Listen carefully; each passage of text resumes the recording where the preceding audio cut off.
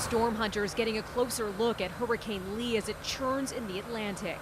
Bermuda is expected to feel the continued impact of tropical storm conditions through to Friday morning, as parts of Atlantic Canada and the northeastern U.S. brace for Lee's arrival this weekend.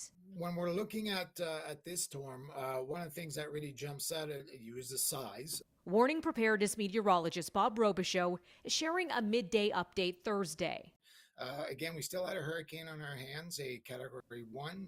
The official with Environment and Climate Change Canada says confidence is increasing that Lee will make landfall in western Nova Scotia or along the Fundy coast of New Brunswick Saturday night, possibly as a powerful post-tropical storm. He adds when it comes to rainfall, amounts could exceed 100 millimeters in the extreme western parts of Nova Scotia and southwestern New Brunswick. Some of those areas are already saturated after a wet summer. This is certainly not going to help. New Brunswick's premier posting, "Be prepared and stay informed," as Hurricane Lee could impact New Brunswick as early as Friday night.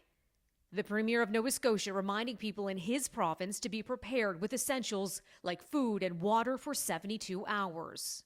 The areas that I'm looking at really focusing on are western Nova Scotia, specifically areas along the coast of Queens, Shelburne County, Yarmouth County. Those are the areas that I think are going to see the strongest winds.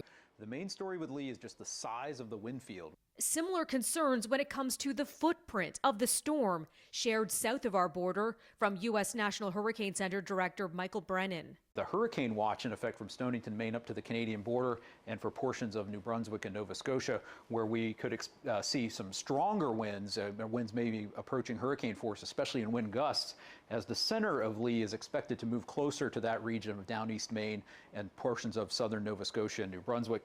But you can see even with the forecast of Lee's center expected to pass quite far offshore of southeastern Massachusetts, the large size of that wind field is going to push those winds into that region.